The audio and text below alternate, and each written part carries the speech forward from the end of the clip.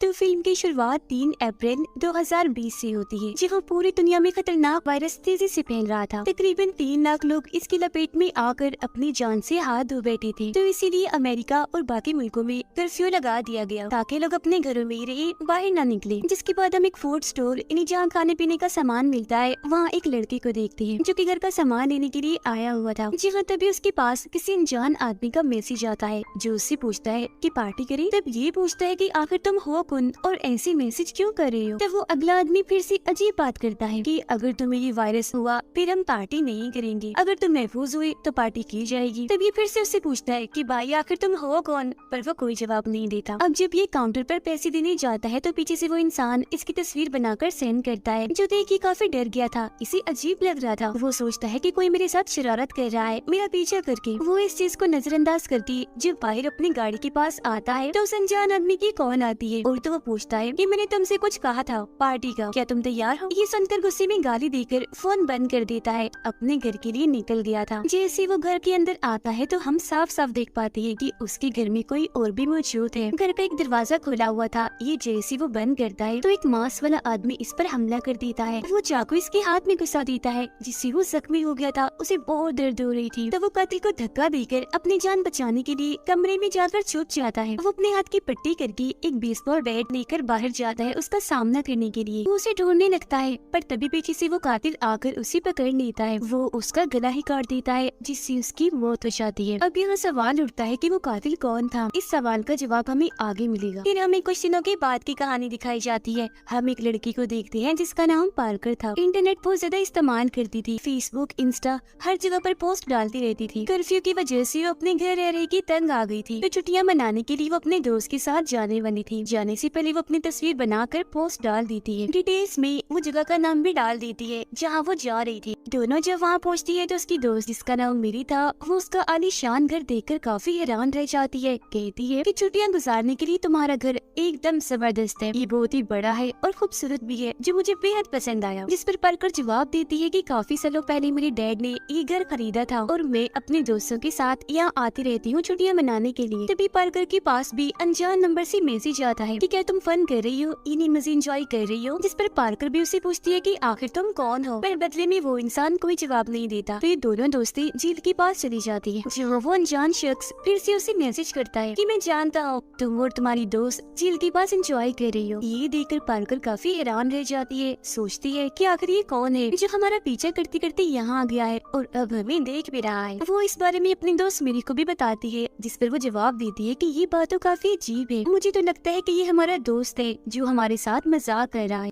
रात को जब ये दोनों साथ बैठी शराब पी रही थी तो तभी घर के बाहर एक गाड़ी आकर रुकती है। दोनों खिड़की के पास जाकर बाहर देखती है, जहाँ एक आदमी गाड़ी से बाहर निकलता है, पर उसने हुडी वाला कोट पहना हुआ था तो ये उसकी शक्ल नहीं देख पाती। वो आदमी दरवाजे पर आकर खटखटाता है। ये दोनों पूछते हैं कि कौन है, पर आगे से कोई जवाब नहीं आता। ये चीज पार्कर को अजीब लग रही थी। वो फौरन चाकू निकाल कर दरवाजे के पास जाती है। वो जैसे धीरे धीरे दरवाजा खोलती है तो वहाँ पर तो कोई भी नहीं होता, लेकिन जब उसकी दोस्त मेरी पीछे मुड़कर देखती है तो वहाँ उनका दोस्त था। पार्कर ने भी उसे देख लिया था, तो वो गुस्से में उससे पूछती है कि ये क्या बदतमीजी है। तो वो जवाब देता है कि नहीं, मैंने तो नहीं डराया, मैंने बस दरवाजा खटखटाया था, जब किसी ने नहीं खोला तो मैं पीछे के दरवाजे से अंदर आ गई। पार्कर उससे पूछती है मगर तुम यहाँ क्यों आए हो। वो कहता है कि जब तुमने पोस्ट डाली तो मैंने फौरन देख ली, मैं दरअसल तुम्हें सरप्राइज देने के लिए यहाँ आया हूँ। असल में पार्कर का ये दोस्त उसे पसंद करता है, लेकिन पार्कर उसके बारे में ऐसा नहीं सोचती थी। वो थोड़ी अलग थी, जिसने न सिर्फ इससे बल्कि कई सारे लड़कों से दोस्ती की थी। उसे कहती है कि तुम इसी वक्त फौरन मेरे घर से चले जाओ, क्योंकि मैं और बस मेरी ही यहाँ छुट्टियाँ मनाने आई है, तो तुम यहाँ मत रुको। वो कहता है मैं सिर्फ तुम्हारी खातिर इतनी दूर से सफर काट के यहाँ आया हूँ, तो अभी नहीं कल सुबह चला जाऊंगा। जिस पर पार्कर उसे सिर्फ आज रात यहाँ गुजारने की इजाजत दे देती है। वो बोर हो रही थी, इसलिए बेसमेंट में जाकर डांस करने लगती है, जिससे वो काफी थक गई थी। उसका दोस्त पार्कर को रोकर एक वीडियो दिखाता है जो उसने इंटरनेट पर डाली थी, जब वो लड़की के साथ थी जिससे वो पार्टी में मिली थी। वो पूछता है कि ये लड़का कौन है और इससे तुम्हारा क्या रिश्ता है। पार्कर कहती है वो दरअसल मुझे ये लड़का अच्छा लगा था पार्टी में, तो इसलिए मैंने इससे दोस्ती करनी। जिसमें वो कहते हैं ये गलत चीज है, आखिर कब तक ऐसा करती रहोगी, मैं तुमसे शादी करके इन सब चीजों से तुम्हें दूर करना चाहता हूँ। पार्कर जवाब देती है कि ऐसा कभी नहीं हो सकता जो तुम सोच रहे हो, मैं तुम्हें बस अच्छा दोस्त मानती हूँ, इससे बढ़कर कुछ भी नहीं। इतना कहकर वो यहाँ से चली जाती है और उसके दोस्त को बहुत बुरा लगता है। वो दुखी हो गया था। कुछ देर बाद वो दरवाजा खोलकर अपनी गाड़ी के पास आता है जरूरी सामान लेने के लिए। जी हाँ, तभी हम उसके पीछे मास्क मैन को देखते हैं जो कातिल था, और वो चुपके से दरवाजा खुला देकर घर के अंदर घुस जाता है। तो यहाँ पता चलता है कि जो मैसेजेस पार्कर के पास आ रहे थे वो ये मास्क मैन ये कातिल ही कर रहा था। पार्कर का दोस्त अपना सामान लेकर वापस अंदर आता है और दरवाजे को लॉक बंद कर देता है, जिसके बाद तीनों ही अपनी अपनी जगहों पर जाकर सो जाते हैं। पार्कर जब सो रही थी तो उसके कमरे में वो मास्क मैना कातिल आता है जो उसका मोबाइल चुराकर अपने साथ रख लेता है। ऐसे ही वो फिर उसके दोस्त के कमरे में जाकर उसका मोबाइल भी ले लेता है। आधी रात को जब उसके दोस्त की आंख खुलती है तो वो ये देखकर काफी हैरान रह जाता है कि मेरा मोबाइल यहाँ से गायब है। उसे अजीब लग रहा था कि भला ऐसा कौन कर सकता है। तो वो नीचे आकर पूरे घर में अपना मोबाइल ढूंढने लगता है। पार्कर भी जाग गई थी। वो भी जब देखती है कि उसका मोबाइल गायब है तो सोच भी पड़ जाती है कि भला ये किसका काम है, मेरा मोबाइल कौन ले सकता है। वो फिर नीचे जाने लगती है। तब उसका दोस्त रास्ते में ही उसे पकड़ लेता है। वो कोई शोर न करे उसके मुंह पर हाथ रख लेता है और फिर आहिस्ता से उसे बताता है कि गौर से मेरी बात सुनो, हम तीनों के अलावा घर में कोई चौथा आदमी भी है जो बिन बुलाए यहाँ आ गया है, जो खतरनाक है, मास्क पहना हुआ है और उसके पास चाकू भी है। मैंने उसे घर में घूमते हुए देखा है। तो अब तुम ऐसा करो, चाबी लेकर बाहर गाड़ी में जाओ, मैं मेरी को जगा कर उसे भी भेजता हूँ ताकि वो तुम दोनों को कोई नुकसान न पहुँचाते। ये सुनकर पार्कर उसकी गाड़ी की चाबी लेती है और खिड़की से बाहर आ जाती है। गाड़ी में बैठकर फिर वो दोनों की आने का इंतजार करने लगती है। खिड़की से वो देखती है कि वो मास्क पहना आदमी मेरी के कमरे में है और चाकू से बस उसे मारने ही वाला है। अब इससे पहले वो चाकू से उस पर वार करता उनका दोस्त आकर कातिल को रोक देता है। वो फिर कातिल से लड़ने लगता है। तब तक मेरी भी जाग गई थी तो उनका दोस्त कहता है कि जल्दी करो, भागो यहाँ से, बाहर गाड़ी में जाकर बैठो। तो वो ऐसे ही करती है, फौरन भागकर गाड़ी की तरफ जाने लगती है। दोनों लड़कियां गाड़ी में बैठकर अपने दोस्त की आने का इंतजार करने लगती है। कातिल से लड़ने के बाद वो वहाँ से भागने लगता है तो कातिल चाकू से काफी बुरी तरह उस पर वार करता है, जिससे वो काफी जख्मी हो गया था। उसका खून बहने लगता है। उधर तभी दरवाजा खुलता है। दोनों लड़कियां देखती है कि उनका दोस्त बाहर आ रहा है। ठीक नहीं है, वो बहुत जख्मी है। वो जब उसके पैरों की तरफ देखती है तो दंग रह जाती है क्योंकि वो हवा में लटका हुआ था। तभी फौरन उसके पीछे कातिल भी निकल कर आता है। लड़कियां ये देखकर काफी डर जाती है कि कातिल ने उसकी पीठ पर एक भाला घुसाया हुआ है और उसके जरिए ही वो हवा में लटक रहा है। अब जाहिर है उसे इतनी तकलीफ थी कि वो वहीं पर ही अपना दम तोड़ देता है। दोनों की डर से चिल्लाने लगती है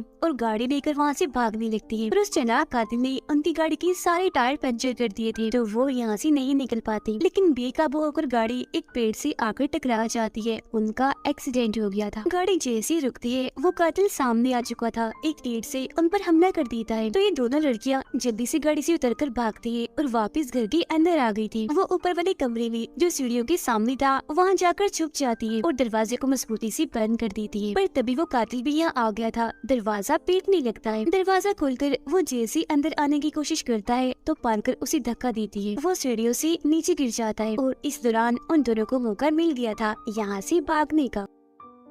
पार्कर खिड़की तोड़ देती है और यहाँ से निकलकर छत की तरफ जाने लगती है। वो अपनी दोस्त को कहती है कि तुम भी मेरे पीछे पीछे आओ। पर जब मेरी वहाँ से गुजर रही थी तो खिड़की से कातिल उसे पकड़ लेता है। वो जोर से उसे धक्का देता है जिससे वो नीचे जाकर गिरती है। उस बेचारी की टांग टूट गई थी। काफी तेज खून बहने लगता है। बहुत जख्मी थी। उसकी हालत खराब होने लगती है। नीचे आकर पार्कर फौरन किचन में जाती है चाकू लेने के लिए। पर तभी यहाँ कातिल भी पहुँच चुका था। वो उसके हाथ में चाकू घुसा देता है जिससे वो जख्मी हो गई थी। लेकिन अभी भी वो हिम्मत नहीं हारती, उसका मुकाबला करती है। पर वो कातिल उस पर भारी पड़ के उसे काफी पीटता है। मगर इसी बीच पार्कर उसके ऊपर आकर स्टील की कोई काफी मजबूत चीज उसके सर में घुसा देती है। तब उसके मुंह से खून आने लगता है और वो फौरन बेहोश हो गया था। ये देखकर पार्कर सुकून का सांस लेती है क्योंकि उसे लग रहा था कि खतरा टल चुका है। पर जब उसकी नजर दरवाजे पर पड़ती है तो वो काफी हैरान रह गई थी क्योंकि इस कातिल का दूसरा साथी भी अंदर आ चुका था। वो अपने साथी को मरा हुआ समझकर दुखी होकर रोने लगता है। पार्कर फौरन यहाँ से भागकर बाहर अपने दोस्त के पास आती है ये चेक करने कि वो मर गई है या जिंदा है। तब उसे पता चलता है कि मेरी अभी जिंदा है, बस उसकी टांग टूटी है। तभी वो देखती है कि कातिल जोर जोर से चिल्ला रहा है और यहाँ उसके पास ही आ रहा है। तब वो मेरी को कहती है कि जल्दी से आंखें बंद करो, मरने का नाटक करो। ये कहकर वो खुद यहाँ से भाग जाती है और उसकी दोस्त ऐसे ही करती है। कातिल जब उसके पास आता है तो उसे लगता है कि मेरी मर चुकी है तो वो उसे कुछ नहीं कहता और पार्कर के पीछे चला जाता है। पार्कर फौरन कश्ती पर चढ़ जाती है और चप्पू की मदद से चलाना शुरू करती है। वो काफी आगे आ गई थी, तो उसे देखकर कातिल आगे नहीं आता, किनारे पर ही रुक जाता है, जबकि पार्कर लगातार आगे बढ़ रही थी ताकि उस पार जो उसका पड़ोसी है उससे मदद मांग सके। कुछ दूर जाने पर वो काफी डर जाती है, क्योंकि उसे पता चल चुका था कि कातिल पानी के अंदर ही है, जो उसका पीछे करते करते उसकी कश्ती तक पहुंच गया था। वो अब चाकू की मदद से नीचे से हमला करने लगता है, जिससे कश्ती में छेद पड़ने लगती है और एक बार पर आकर चाकू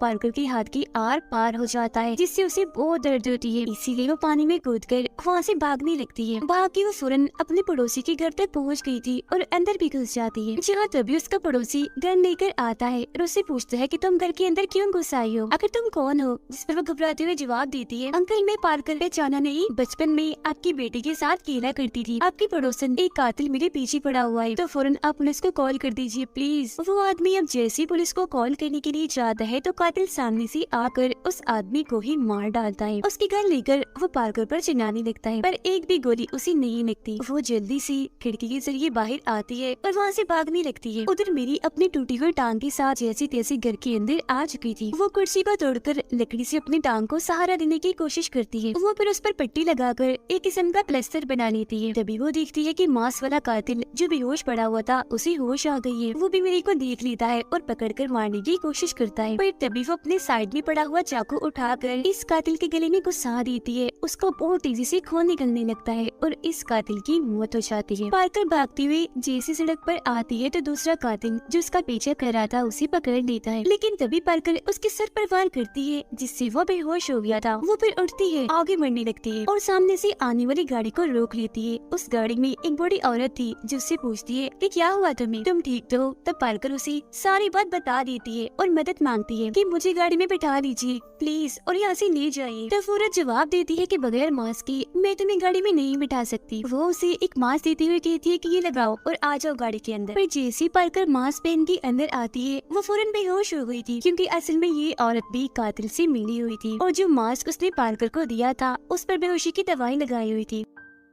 ये औरत फिर कातिल को भी गाड़ी में बिठाती है और ये लोग यहाँ से निकल जाते हैं अपने ठिकाने पर। तभी खिड़की से मिली देखती है कि वो लोग पार्कर को बंदी बनाकर गाड़ी में बिठाकर अपने साथ ले आए हैं, तो वो किचन में छुप जाती है उनकी बातें सुनने के लिए। वो उसे एक जगह पर लाकर पहले उसकी वायरस का टेस्ट करती है और फिर उसे होश में लाती है। वो पूछती है कि आखिर तुम लोग कौन हो और क्या चाहती हो, जिस पर वो गाड़ी वाली औरत और वो कातिल दोनों ही अपना मास्क हटा देते हैं। ये हम देखते हैं कि ये दोनों बूढ़े कपल है। बूढ़ा आदमी पार्कर को बताता है कि किचन में जो लड़का मरा हुआ है वो हमारा बेटा है, जो सब तुम्हारी वजह से हुआ है। तुमने इसको भी और हमारे दूसरे बेटे को भी हमसे छीन लिया। पार्कर को जरा भी समझ नहीं आती कि आखिर ये लोग कहना क्या चाहते हैं। जिस पर औरत बताती है कि जब वायरस आया था तब सबको मना कर दिया गया था अपने अपने घरों से निकलने के लिए, पर तुमने बात नहीं मानी। तुम पार्टी में गई जहाँ हमारा बेटा भी आया हुआ था। तुम्हारी रिपोर्ट पॉजिटिव थी, यानी तुम्हें वायरस था। तुम हमारे बेटे से मिली और वायरस उसको भी लग गया, जो उसकी मौत की वजह बना। अब ये दोनों उस लड़के की ही बात कर रही थी जिससे पार्कर पार्टी में मिली थी, जिसके बारे में उसने अपने दोस्त को भी बताया था। वो दोनों अब कहते हैं कि आज तुमने हमारा दूसरा बेटा भी हमसे छीन लिया तो तुम भी अब नहीं बचोगी, और हमने तो उस इंसान को भी मार दिया है जिससे ये वायरस फैला था, यानी वही शुरुआत वाला आदमी। जो सुनकर पार्कर कहती है कि सब गलत है, मैं पॉजिटिव नहीं हूँ, मुझे कोई वायरस नहीं था। जिस पर वो उसे उसकी रिपोर्ट दिखाती है जहाँ पार्कर पॉजिटिव थी, उसे वायरस था। तो वो कहती है कि तुम अभी भी झूठ बोल रही हो, आखिर तुमने ऐसा क्यों किया। उधर चुपके से मेरे लैपटॉप लेती है, इंटरनेट इस्तेमाल करके पुलिस को मदद के लिए मैसेज भेजती है, पर उसका मैसेज पुलिस को नहीं जाता। इसीलिए वो अपने डैड से राब्ता करने की कोशिश करती है। बूढ़े आदमी को महसूस हो गया था कि कोई वाईफाई इस्तेमाल कर रहा है, तो वाईफाई की तारों को काट देता है। उसे शक होने लगता है। वो जाता है चेक करने, जहाँ मेरे थी ही नहीं, मेरी बूढ़ी औरत के पीछे थी। उसके हाथ में औजार था। बूढ़ी औरत पर हमला कर देती है और ये दोनों उसे खिड़की से नीचे फेंक देती है। वो औरत बेहोश हो गई थी और अभी यहाँ से भागने लगती है। बूढ़ा आदमी जब वापस अंदर आता है तो अपनी बीवी को ऐसे देखकर उसे बहुत गुस्सा आने लगता है। जब वो दोनों के पीछे जाता है उन्हें जान से मारने के लिए, लेकिन मेरी चाकू से उसका पैर काट देती है। पार्कर भी सामने आकर उसे धक्का देती है, जिससे वो नीचे जाकर गिरता है। एक तेजधार औजार उसकी आर पार हो गया था, जिससे बूढ़े आदमी की वहीं पर मौत हो जाती है। जिसके बाद ये दोनों घर से बाहर आती है और गैराज की तरफ जाने लगती है, जहाँ ये गाड़ी थी। उसे चलाने की कोशिश करती है तो देखती है कि उसमें तो पेट्रोल ही नहीं है। तब पार्कर जैसे ही पेट्रोल लेने घर के अंदर जाती है तो बूढ़ी औरत एक कुल्हाड़ी से उस पर हमला कर देती है। वो उसे जान जान से मारने वाली होती है कि तभी पीछे से मेरी आकर उस पर हमला कर देती है, जिससे वो पेट्रोल जो मेरी के हाथ में था बूढ़ी औरत पर गिर जाता है। तो मेरी बूढ़ी औरत की जेब से लाइटर निकाल कर उसे जला देती है और यहाँ उसकी भी मौत हो जाती है। फिर ये दोनों बाहर आती है और देखती है कि यहाँ पुलिस आ गई है। दरअसल पुलिस इन लोगों को ही बचाने के लिए आई थी, क्योंकि मैसेज जो सेंड नहीं हुआ था बाद में वो हो गया था। दोनों की ही जान बच गई थी। ये कहानी इधर ही खत्म हो जाती है।